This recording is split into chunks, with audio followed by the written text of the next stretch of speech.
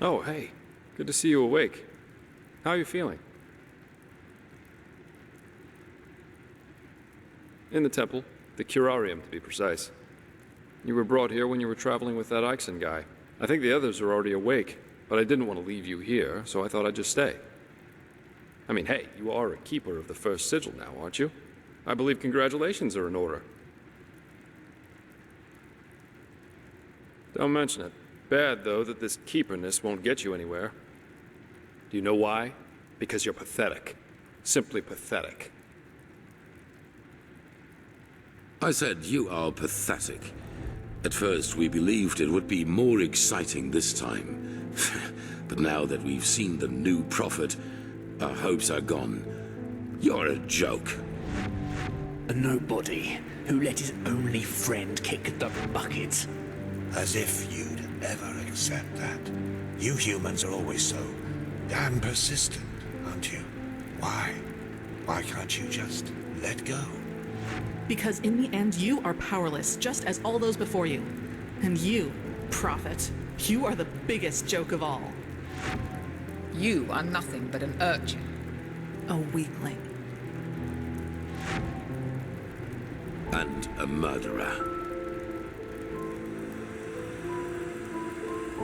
And that is why you will burn. All of you.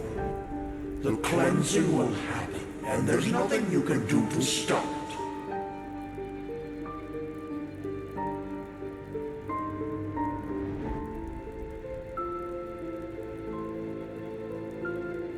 What have you done to us? You are so naive. The world is an interplay of cause and effect, and the only logical consequence of your existence is annihilation. That's the way it was, and that's the way it's going to be. But enough of the banter, urchin. We wanted to meet you, and so we did, even though the result is rather sobering. Now wake up. Keep on stumbling through the mist.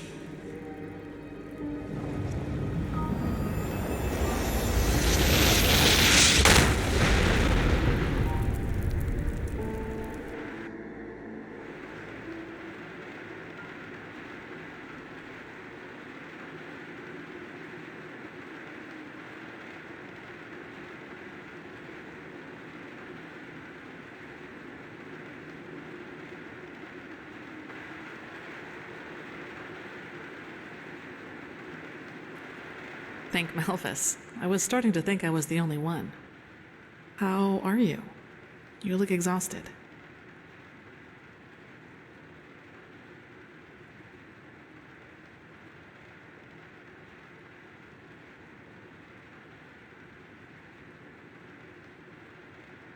You did.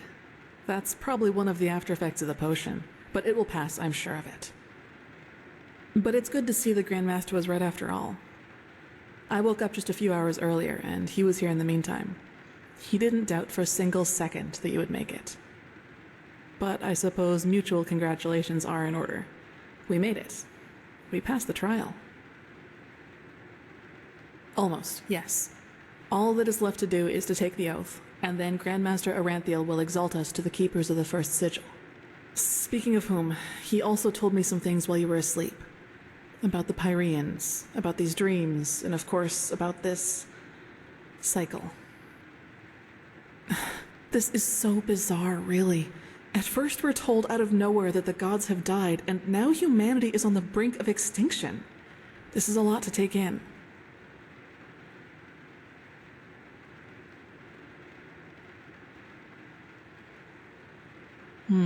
The way you say that suggests some painful experiences you've had with the reign of the Lightborn. But it doesn't really matter now with this cleansing ahead of us. I never had those dreams the Grandmaster talked about, even though I'm magically gifted. But then again, I always had the feeling that the Red Madness was more than an ordinary disease. Well, I suppose all of this explains a lot. At least now I can understand why the Grandmaster was willing to break all the traditions of the Order just to get you exalted to be a keeper. According to him, most of our battle against the cycle will stand or fall with you.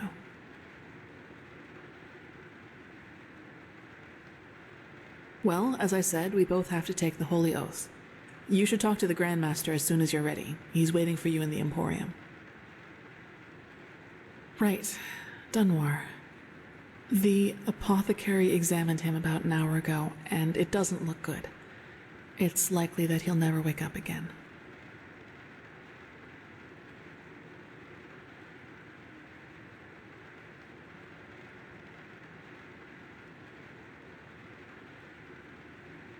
No, in spite of everything. You know, Dunwar was one of those people who tried to gild their insecurity with boastful behavior. The reality is that he was the last of his bloodline, and his faith in the path and his destiny as a keeper were all that he had left. And who knows, maybe he would have been a great help to the Order with the right guidance. But I guess Master Bartar's revelation was just too much for him. It's hard to be told that everything you've lived for was a lie.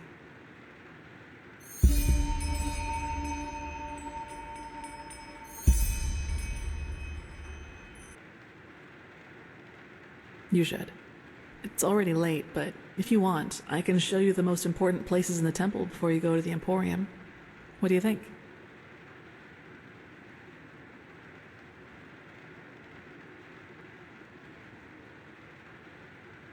Good. Then get your gear from the chest by your bed and we'll go.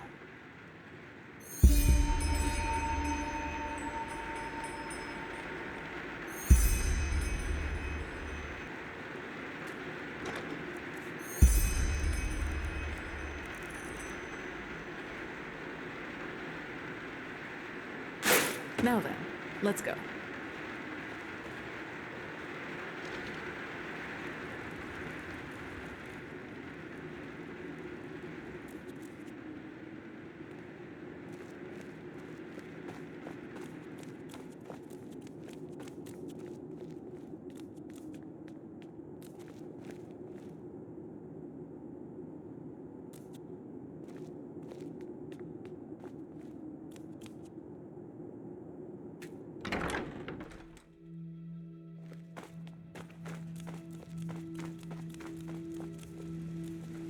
All right, this is the sanctum. It's a place of silence and prayer, and also where we'll be exalted later. Let's hope he knows what he's doing. You just wait and see. Thy name is my sacrament. Pathlessness. Wherever you look, where is this supposed to be? Greetings. Greetings.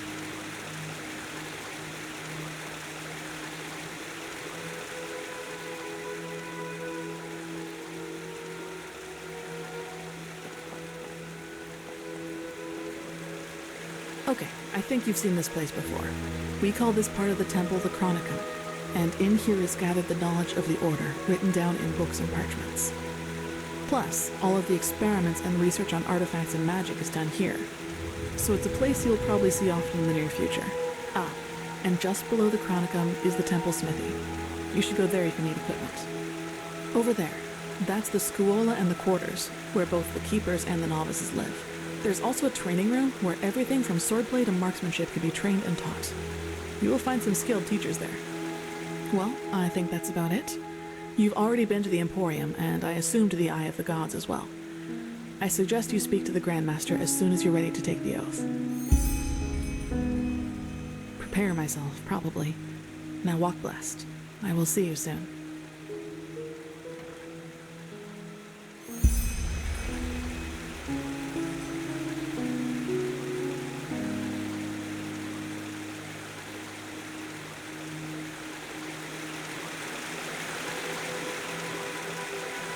Yes?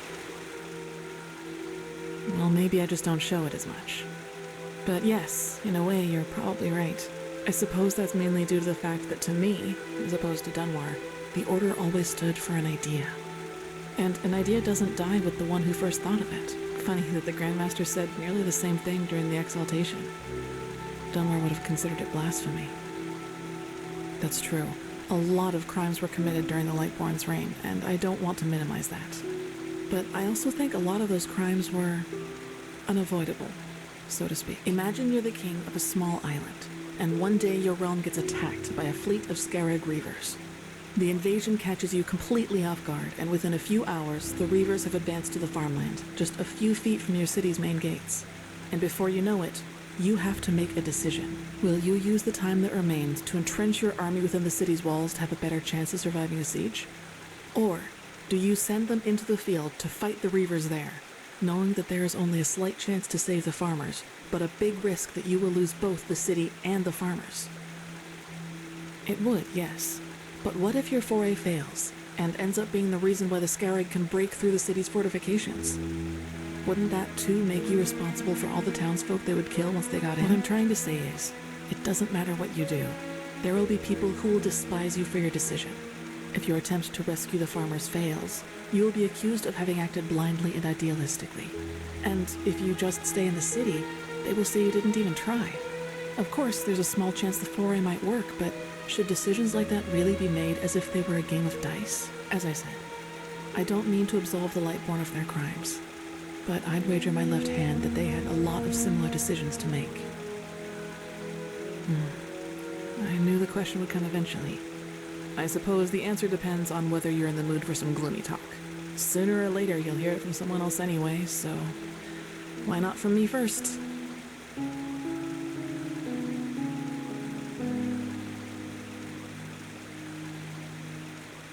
As you wish. Where should I start? Maybe with the fact that I don't remember anything that happened before my 6th winter. I don't know where I was born, and I never got to know my parents. I wish I knew. What I do know, though, is that the first memory I have is of waking up in the middle of some village. It was dark, and I felt dizzy and, I don't know, empty? That's probably the best way to describe it. I eventually found the strength to get up and look around, and, well, that's when I realized what was actually going on around me. The entire village. It had been destroyed. There were corpses everywhere. Men, women, children. And the houses had been crushed as if some mad god had rampaged through the streets there. And it had all just happened hours before because the destruction was still fresh. Whatever it was, I didn't have much time to think about it. As soon as I got up, I saw 3 riders coming through the smoke. One of them got off his horse, ran towards one of the corpses, and started screaming something in my direction. Then I felt a blow on the back of my head, and I lost consciousness. By the name of the sun, it's strange to talk about it like this.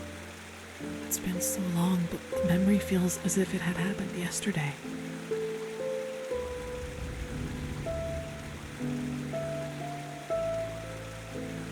Well, it turned out the riders were hunters who had come from that village. They must have observed the whatever it was from the distance and ridden back to the village. At least I think that's how it went. I guess I'll never find out. The reason they thought I was somehow involved is that the village priest found me a couple of days before it happened near a shrine in the wilderness. Apparently, I was wearing torn clothing, and no matter what the apothecary tried, he couldn't wake me up from my comatose sleep. And it seems that made the riders think I was some kind of witch child, or unholy beast, whichever you prefer.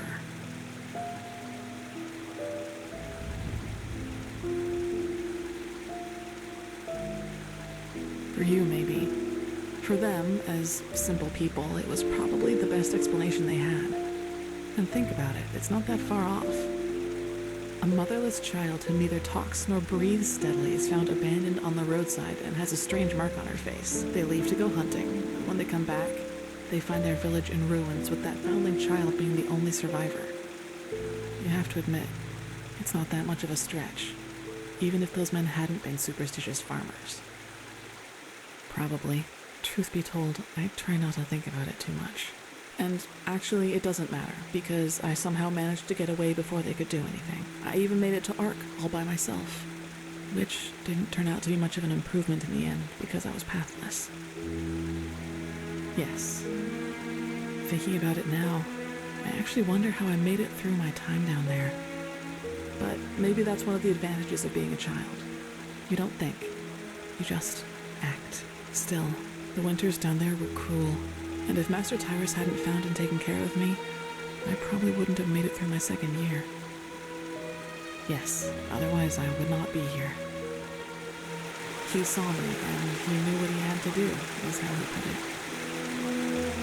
Of course, the Order wasn't too happy about a pathless child in the Scuola, just as some aren't happy about you being here. But Tyrus was a highly regarded man, and that's why they let it slide. That's right, we do, but we are both still pathless, and that disqualifies us according to the Holy Verses. I guess now you understand why I was never as connected to Malthus's teaching as Dunmore was. To some of the Keepers, I am still an outcast, and no matter what I do, I always will be.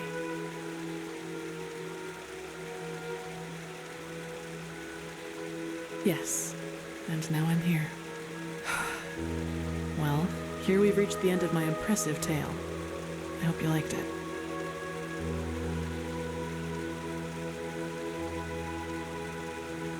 No, I guess I'm not.